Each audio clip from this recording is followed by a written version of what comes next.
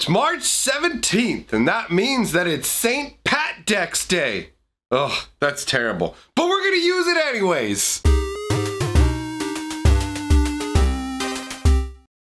Greetings, owners of fine luxury cardboard rectangles. I was actually intending to do a Sarah lore video today, but then since we were live streaming, people informed me that it is indeed St. Patrick's Day. So, as a result, instead of what we were going to do, we're going to have a St. Patrick's deck construction video.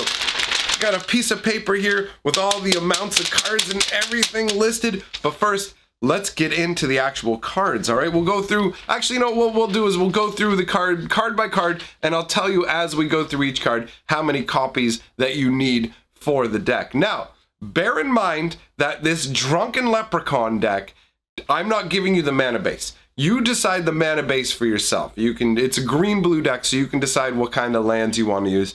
I'm just constructing the rest of the deck for you. This is a little bit different than the previous deck video we did, where I just gave you some ideas and we kind of like group sourced it. This one, I'm going to tell you all the cards for the deck, and then you can go ahead and build the mana base yourself if you want to actually test the deck out, okay? And this is not going to be some standard legal tournament crusher deck. This is very much a theme deck for St. Patrick's Day. So, what do you think of when you think of St. Patrick's Day? Obviously, you think of green, you think of drinking, you think of leprechauns, hence the Drunken Leprechaun name. And I bet a lot of you didn't know, there actually is a straight up leprechaun card in Magic the Gathering. So we're going to start out with that. That's the Eiling Leprechaun. Now, this card is done by Quentin Hoover, one of my favorite artists in Magic the Gathering. Not my favorite, that's Richard Kane Ferguson, but one of my favorites. So, what does Eiling Leprechaun do? Well, it's 1 green for a 1/1. All creatures that block it or are blocked by it become green creatures permanently. Use counters in this case to indicate the change. I mean, that's how it used to work with the old school wording. Now you would just kind of be like, okay, I know it's green. You don't really use counters to indicate it. But old school cards like this had like, it's funny. Basically, the new wording would be all creatures that block or are blocked by Leprechaun become green creatures. And that's it. That's where it would end off. And then it has 2 more sentences going on. Cost to tap, maintain, or use. It's like just rules explanation. Use counter to indicate the changed creatures. Cost to tap, maintain, or use the special ability of target creature remains entirely unchanged. So any activated abilities of the creatures, it doesn't change the mana cost. It's just the creature's considered green now, which is a fun little idea. And he looks so tiny, doesn't he? He's all just kind of crouched down there, looking around, just kind of peeking around. So he is our leprechaun, and his ability is kind of the thrust of what the deck is going to be built around. Turning your opponent's creatures green is going to be an integral part of the deck. I wanted to make a Drunken Leprechaun deck actually based around the concept. So turning your opponent's creatures green is a big deal in this deck. And that's why you will see that the next card is Sylvan Paradise. Now, this works on multiple levels. First of all, for 1 green, you get an instant that changes the color of 1 or more target creatures to green until end of turn. You choose how many creatures are affected. The rest of the card is just, again, telling you nothing else changed about the card. All the costs still remain the same. But, I mean, this is a drunken partying deck, right? And what do we have? Look at that lady, she ain't wearing nothing. Welcome to the Sylvan Paradise. Getting green in this case means taking it all off, baby. Take it off. Ooh la la. So, Sylvan Paradise will let you turn your opponent's creatures green for a turn, which is pretty good, but we also need more permanent green changing, and that can be accomplished with Lifeless. Now, this one has, admittedly, the least interesting artwork out of all the cards we're going to look at. It's just kind of like some green creep across what I suppose is supposed to be a desert or something, where it's a bunch of life flourishing on the desert, which is a cool concept, but overall the art is kind of meh. So it's a 1 green interrupt from way back in the day when that used to be a card type. Now it's just considered an instant, but there used to be something faster than instants called interrupts. So this is an interrupt. It either changes the color of a spell on the stack to green or a permanent in play to green. So this can actually affect non-creatures as well, But for the purposes of this deck, and you'll see as we get further along into it why it matters, you're only really going to want to usually use this to turn your opponent's creatures green. But again, we'll see that when we get further along. Oh, I forgot to mention the card amount, so I guess we'll just do that at the end. Never mind, all right? I'm going against what I said I was going to do. Next up, we've got Breath of Dreams. Now, the concept behind this is everybody's getting drunk and passing out. So a lot of the blue cards are going to have to do with dreaming, being passed out, things of that drunken stupor kind of nature. So Breath of Dreams is 2 blue and 2 colorless. It's got a cumulative upkeep of 1 blue. Now, if you don't know what cumulative upkeep is, that means that every turn it increases. So the first turn it's 1 blue, then it's 2 blue, then it's 3 blue, then it's 4 blue, and so on, right? And what it does is it gives green creatures each require an additional cumulative upkeep of a colorless. So the idea is you make all your opponent's creatures green and they have to pay this cumulative upkeep. If they can't pay the upkeep, the creature gets sacrificed. The flavor text works really well with this drunken leprechaun concept. Get up, blast you! They're attacking! Why are you all so slow? General Jarkeld, the Arctic Fox. I mean, come on, he's trying to rally a bunch of drunken soldiers on Patrick Day. Get up, blast you! Huh? What? So Breath of Dreams totally falls into that whole concept. Next up, we've got Coral Net. What does this represent? This represents drunken skinny dipping. 1 blue, Coral Net can enchant only a green or white creature. Enchant a creature as the beginning of your upkeep. Sacrifice this creature unless you discard a card from your hand. So this is drunken flailing and trying not to drown out in the water, basically. Just nude, unhappy, skinny dipping. And that kind of crazy, like coral net red, whatever, it could just kind of visually represent the mental throbbing of being way too drunk and getting caught and stuff out in the water. Then we've got Consigned to Dream. Again, the concept is the whole drunken being asleep. Now this has artwork by Richard Kane Ferguson, my favorite artist. The artwork is actually really cool. At first you might not see what's going on because it's all kind of dark or whatever, but we've got like, look at the crazy Sylvan creature you've got down in the bottom right corner there. And there's this big demon. Honestly, this artwork doesn't feel blue. This artwork feels like very much like it would exist on a black card, but it's funky. Richard Kane Ferguson artwork actually usually takes a fair bit of studying to figure out what's going on, but I really enjoy the way he does things. So, this is 1 blue, 2 colorless. Return target permanent to its owner's hand, but if that permanent is red or green, put it on top of its owner's library instead. Dreams are fleeting, reality even more so. So this is actually useful not only with the Eiling Leprechauns and the Sylvan Paradise, but with Lifeless, it will actually let you handle threats that aren't creatures. You can turn them green and send them to the bottom of the library. So it's a way to deal with artifacts or other non-creature threats in the deck. Now, bear in mind again, I'm not saying this is a hyper-competitive deck. This is very much a theme and flavor deck. Next up, we have Dream Tides, 2 blue, 2 colorless enchantment. Creatures don't untap during their controller's untap phase. Each non-green creature's controller can pay an additional 2 during his or her upkeep to untap that creature. So basically what it does is say creatures don't untap unless you pay 2 mana. Oh, by the way, you can't pay that 2 mana for green creatures. They stay tapped. So this is a pretty insane card if you think about it, because this doesn't have cumulative upkeep or anything like this at all. So it actually makes the Eiling's Leprechaun ability pretty sweet, as in whatever creatures are affected by it and turned green permanently won't be untapping while this is out. And the flavor of it works great too. It's a bunch, like the people on it, they kind of look drunk, right? You got someone just laying there on the, oh man, I'm way too hammered for this. It's like, come on, Bruce, get up. We got more drinking to do. I'm just gonna lay here because I can take a leak in the ocean and not worry about it, bro. So that flavor works very, very well for the deck.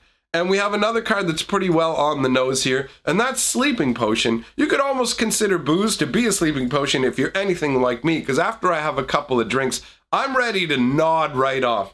And in this artwork, we have a Minotaur. It could even be Tongarth, I'm not 100% sure, but they're passed out on the bar with the drink right in front of them. Totally gives me that day of drinking revelry kind of feel. Fits right into the flavor.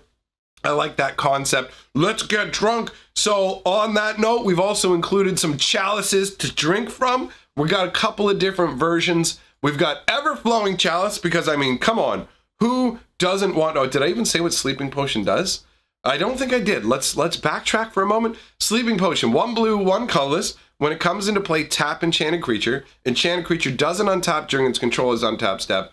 When Enchanted Creature becomes the target of a spell or ability, sacrifice Sleeping Potion. So basically, that's them sobering up. Here's target coffee, drink it. Come on, man, wake back up. So then we've got the chalices, starting out with Everflowing Chalice, the endless beverage. This also works well to give you a bunch of mana for things like cumulative upkeep on your own green creatures, as well as it will tie in with an artifact that I'm going to show you a little bit later as part of the deck that you would want a ton of mana for. And you'll know it when you see it. And if you don't, I'll point it out anyways. So Everflowing Chalice has some funky artwork. I like the just the crazy colors that are coming out off of it. It definitely feels like an incredibly magical chalice. It's got multi-kicker too, so every 2 mana you pay when you cast it, it comes into play with a charge counter on it for that, and you can tap it for an amount of colorless mana equal to the number of charge counters on it. So that's pretty cool. Works pretty well in the deck. We also have the Chalice of Life / Chalice of Death, because that is how you could view booze as well. It's like, it gives me life, but also sends me to the grave if you drink too much of it. So, in Chalice of Life side, you've got a cup that has an angel flying up above a demon. It taps to give you a life. Then if you have at least 10 more life than your starting total, transform Chalice of Life. I really like the way that this flavor ties into the idea of drunken revelry, where you can keep drinking from it and gaining life, but once you've drunk from it too much, all of a sudden it switches to a Chalice of Death, kind of like the concept of alcohol poisoning and the sweet taste of hope's promise. Hope I might be getting some! And so that switches into Chalice of Death. And the Chalice of Death is pretty funky. It's it doesn't have a casting cost, obviously, because it's a flip card, but its ability is tap, target player loses 5 life. The bitter taste of life's only certainty. Works pretty well, and in this artwork you've got the demon who's now up above the angel, like, ah! I really like the way that they've done this card. It's a really cool flip card, and it totally fits thematically into what we're doing as well, which makes it a lot of fun. And there's one more chalice that makes it in just based on the name, and that is Chalice of the Void. I mean, Chalice of the Void, that's an amazing way to describe your alcoholic beverage. It's like you are seeking the void, you're seeking oblivion by getting drunk, right? So Chalice of Void is perfect for that. On top of that, it's a great answer card if you know what your opponents are playing, right? So for double X, it enters the battle with X charge counters on it. Whenever a player casts a spell with converted mana cost equal to the number of charge counters on it, you counter that spell. So it's a great way to stop things that you know may be a problem if you know what your opponent's playing. Otherwise, it's gonna take a bit of kajiggering. You may have to wait, see what they play, and then decide what you don't want them to cast anymore. And the flavor shows, honestly, I never really noticed until I zoomed in the art, the big, crazy kind of grimace going on the Void owner's face. But yeah, just like a crazy drunk, yeah, this is my booze and I love it! Then we've got Snake Basket. You may be wondering why Snake Basket's included. Well, St. Patrick, as the whole fable goes, got rid of all the snakes in Ireland. He chased all the snakes out of Ireland. Now, the truth is they never had snakes there in the first place, but it is a fun little story. Since we're doing St. Patrick's themes, Snake Basket fits in. Plus, it adds to the threat level of the deck because the deck's got a lot of answers and control to your opponent's creatures and stuff, but it admittedly doesn't have a ton of threats. So Snake Basket is great for that. 4 casting cost artifact. Pay X and sacrifice it to get yourself X snake tokens. So you make these green cobras. Rah! You're gonna fill Ireland with snakes. I'm gonna get all drunk and bring a big old basket of snakes because I'm drunk. I brought a basket of biscuits. Oh God, it's full of snakes. Never mind. Throws it on the ground, smashes it. The snakes go everywhere. The flavor text on the card's great too. Does anyone have a flute? They're gonna try and charm these snakes. Charm my snake on St. Patrick's Day. Wink, wink. So yeah, Snake Basket works fantastically with the Everflowing Chalice, where you can build up a bunch of mana and then blast out a whole bunch of snakes. So that's fun. And finishing the list off, we have Venerian Gold, because I mean, you can't have leprechauns without their gold. So Venerian Gold is 2 blue and X. Put X counters on target creature. The creature becomes tapped when you cast Venerian Gold, and the creature doesn't untap as long as it has any of these Venerian Gold counters on it. You remove 1 counter from it during the upkeep each turn. So after a while, it will awake. Now, the artwork on this always made me like laugh because the idea is supposed to be Venerian Gold is supposed to put creatures to sleep, right? But how did he get up on the bear in the first place? Presumably this bear would have been awake, right? And so it should be like kind of maybe throwing the gold dust in its face instead. Like, here's gold right in the bear's face, and then the bear collapses. But he's clambered up on it and he's like how did he climb up on this bear without the bear noticing him? And if the bear is that asleep, it doesn't really need the Venerian Gold. So this always felt like, it felt really weird to me. But it is a fun card, putting a bear to sleep for a long time. And considering at the time this was made, the only bear card in the whole game was like grizzly bears. Why would you even bother playing Venerian Gold on a grizzly bear? Like, it should show a dragon. The whole concept of this card always made me laugh and left me with so many questions. So let's take a look at the breakdown of the actual amounts of cards. So in the final build of the deck, you're gonna have 4 Eiling Leprechauns, 4 Sylvan Paradises, 4 Life Laces, 2 Breath of Dreams, 2 Consigned Dreams, 2 Coral Nets, 2 Dream Tides, 4 Sleeping Potions, 2 of each of the 3 chalices, so 2 Everflowing Chalices, 2 Chalice of the Voids, 2 Chalice of Life and Death, 4 Snake Baskets, and 2 Venerian Golds. Now the mana base is left up to you to decide what kind of mix of green and blue. That part, I didn't really see a lot of interesting options that would add like flavor to the concept of the video, and I didn't want the video to go on too over long when you really only need the meat of the deck, the cards that you're using. So that is my Drunken Leprechaun St. Patrick's Day deck. Let me know what you guys think in the comments. We're gonna check in with the 6th color of Magic. Welcome back, everybody. Lorena Sophia here with Beta Commitments, and today we're going to be opening the 2018 Core Cheese Sets. I've got 2 boxes here, and I've got 2 boxes here. We're going to open the first one, see what we got. Ooh, mozzarella, nice. Ooh, and a jalapeno, very nice. Oh, great. Let's open up the second box. Fuck. Sorry. Okay, opening the second box. Ooh, Smoky American. Oh, smoked cheddar. Oh, we are so lucky. Oh, value. Oh, and remember, we are the 6th color of Magic. The last thing that we do is we roll the golden scroll. The people who back my channel on Patreon or through channel memberships, thanks very much for what you guys do.